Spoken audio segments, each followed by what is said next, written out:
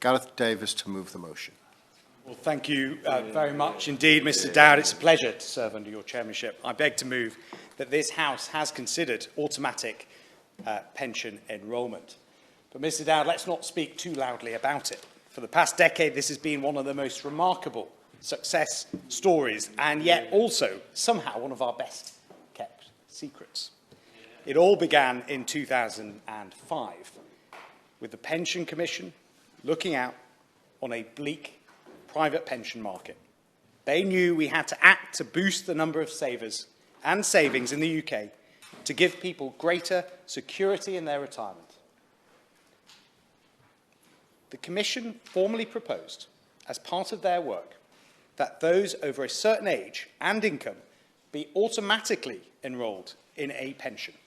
The Labour Party, the Conservative Party and the Liberal Democrats all agreed. And after the Pensions Act of 2008 passed, the coalition government then carried it through. And the results have been remarkable, transforming the UK pension landscape. For example, whereas the rate of workplace pension participation fell to 55% between 2009 and 2012, that rate is now a remarkable 88%. Today, over 19 million eligible employees participate in a workplace pension and together save over £100 billion in a single year. Over 10 million people are now saving or saving more, increasing pension savings by an incredible £17 billion. 2 million fewer people are under-saving for their retirement than would otherwise have been the case. And there has been a 50% increase in participation among the young between the ages of 20 and 29. And the greatest increases in pension participation by earnings have come from low to moderate earners. So, Mr Dowd, put simply, savers are up, savings are up, men and women are participating equally, and the lowest earners have benefited the most. This is perhaps a sign of what we can do when we work together. But there are other indirect benefits that have been seen. For example, studies have shown that auto-enrolment has eliminated the mental health participation gap. And our fight against climate change has been bolstered with the savings volumes increased. UK pension funds now have more assets to invest in high-growth technology that's green or renewable energy. But, Mr Dowd, of course you will. Yeah. Thank you. And just would you agree with me that the opportunity to invest that money as well also exists and could be pushed further into local communities? I'm particularly like Sedgefield.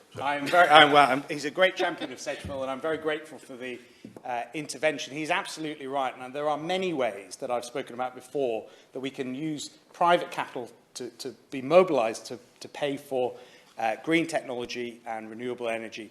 But decisions about where those infrastructure sites have to be decided upon by local authorities wherever possible, and he's absolutely right to raise that point.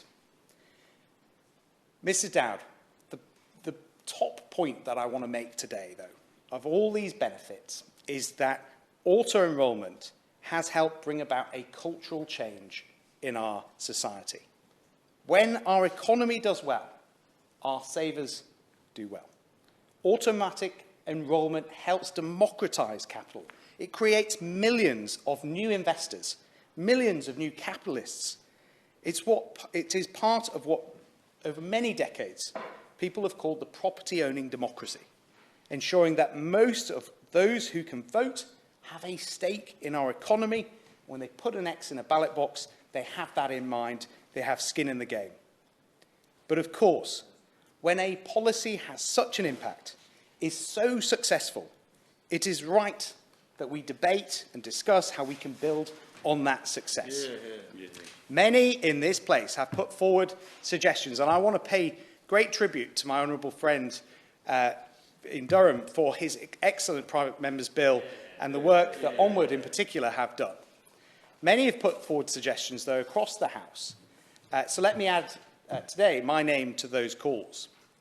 I believe that of all the options the Minister has in front of him, expanding this policy to those aged 18 to 21 years old will have the most material impact for our country.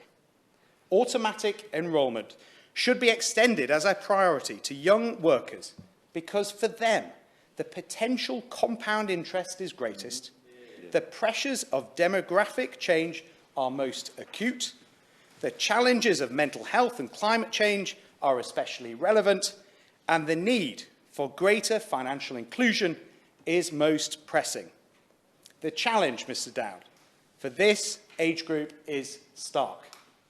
Only 18% of eligible 18 to 21-year-olds are currently enrolled in a workplace pension. Today, of course I will. Thank you for giving way again. Would you agree with me that it's not just those that are the young people, but it's also those in multiple jobs where they don't reach the 10,000 threshold in a particular occupation?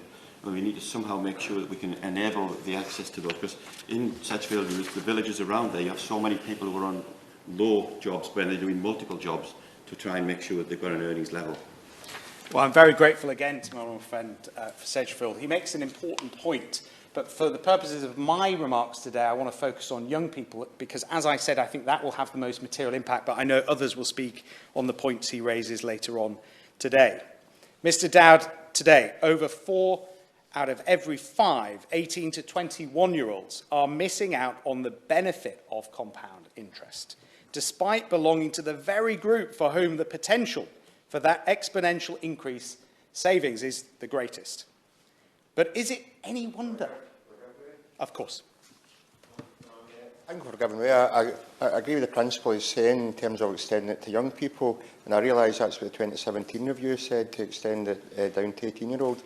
What do you think about the merits of then extending it further to 16-year-olds who might well be leaving school and being full-time work for 2 years? If we're talking the benefits of compound interest, that extra 2 years for 16 to 18-year-olds can make a huge difference as well. Well, I'm very grateful for the honourable gentleman's intervention. He does make a good point. The earlier you start saving, the greater the impact of compound interest. But for me, to balance all the factors, particularly the impact on businesses, I think for now let's start where we can and start at 18 to 21-year-olds. But it's not the case that we shouldn't discuss his point at a later point.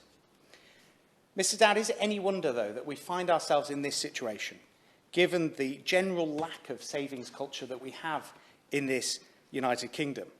We have a culture developed over decades of relying on quick cash, quick results, and tangible output.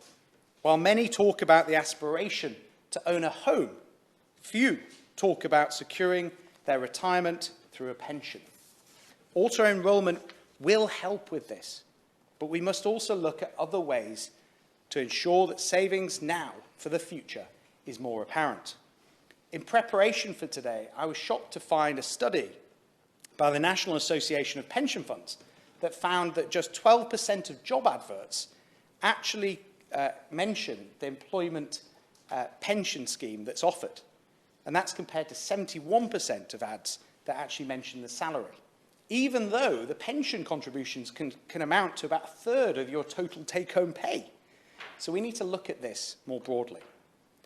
Finally, Mr. Dowd, there is so much potential for our pension system to effect change, whether addressing the need for long-term savings, as I've discussed today, the need to tackle the fact that 100 million people have less than £100 in short-term savings, or the fact that so many young people today never get even close to building a deposit for their first home.